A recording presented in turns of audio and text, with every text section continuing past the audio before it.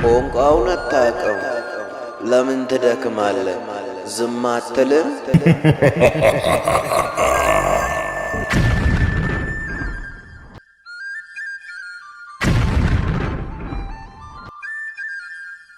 ኖ የቋንቋ ባለቤት እግዚአብሔር ነው።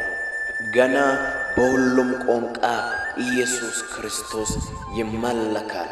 ኢየሱስ ክርስቶስ ይዘመራል። ለምን ካልክም የቋንቋ ባለቤት እግዚአብሔር ስለሆነ በሁሉም ቋንቋ ገና ለሁሉም ፍጥረት ወንጌል ይሰበካል። ጆሮ ያለው ይስማ። ኢየሱስ ክርስቶስ ያድናል።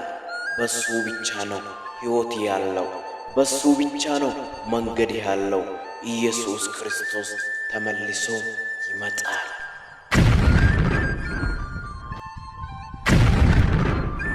እሺ